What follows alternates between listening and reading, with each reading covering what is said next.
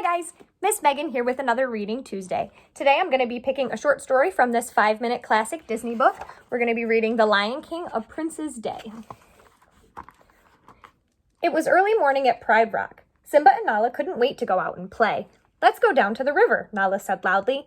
Shh, Simba whispered. We have to be quiet or Zazu will hear us. But it was too late. Zazu had been on the lookout for the young prince. Ah, there you are, Simba, Zazu said, landing in front of Simba. Come along, we have a busy day of training ahead of us. But Nala and I were about to go down to the river, Simba complained. Nonsense, Zazu said. As a prince, you have certain responsibilities, young sire, and we can't keep them waiting. Bye, Simba, Nala said. Have fun at Prince School. Maybe we can go to the river tomorrow. Not if Zazu has anything to say about it, Simba grumbled, watching as Nala bounded away. Zazu led Simba down to the watering hole, where the animals of the Pride Lands were taking turns drinking water. Part of a ruler's responsibilities is solving disputes between his subjects. A perfect example is the watering hole. Each animal needs to have a turn to drink, Zazu explained. See that herd of antelopes? They've been here too long. It's the rhino's turn. You there, said the bird, yelling at the antelopes. Simba listened for what felt like hours as Zazu talked on and on to the antelopes. Finally, the lion cub saw the chance to escape. A herd of giraffes was leaving the watering hole. If he could sneak out with them, he might still have time to play with Nala. Just when Simba thought he had gotten away, Zazu landed in front of him. And where do you think you're going? Zazu demanded. Come on, Zazu, we've been at the watering hole for hours. Can't I go play with Nala? Simba asked. But Zazu refused to let him go. A prince's job is never done, he insisted. Onward to our next stop. Zazu led Simba back to Pride Rock, where Mufasa was listening to his subjects' concerns. A king must listen to all the other animals, Zazu explained. You can learn a lot from your father.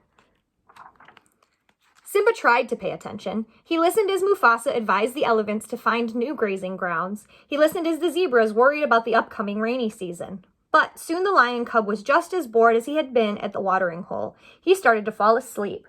Young sire, Zazu yelled, angrily pecking Simba awake. Were you paying any attention at all?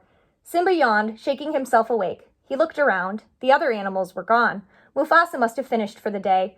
I heard some of it, Simba replied. Frustrated, Zazu flew up in the air. Come along, Simba. We aren't finished yet, Zazu said.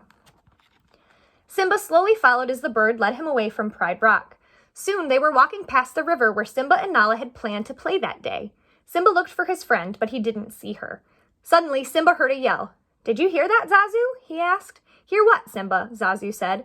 There was another yell. That, Simba said, running toward the river. Zazu flew after him. It was Nala. She had fallen into the fast-moving river and couldn't get out. Hurry, go get my father, Simba ordered Zazu. The bird flew away in search of Mufasa, but Simba knew that there wasn't time to wait. Nala needed him now. Simba looked everywhere for a way to get to his best friend. Finally, he saw a long tree branch on the shore of the river. Nala, grab on, Simba yelled. He grabbed the tree branch in his mouth and moved it over the river. Nala reached out and grabbed the branch just in time. Simba pulled the branch back and dragged Nala out of the river. She was safe.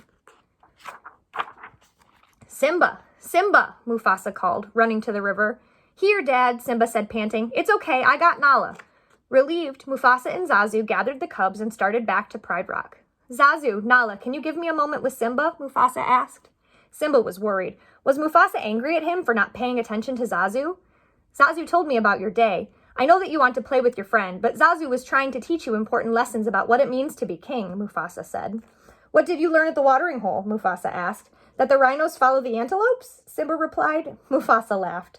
No, that you have to be fair as a ruler and make sure all your subjects are treated equally, he said. And Zazu brought you to Pride Rock to show you that a leader must be wise as well. But the last lesson you taught yourself. I did? Simba asked. Yes, my son. You rescued Nala and showed that a ruler must be brave. I am very proud of you, Simba.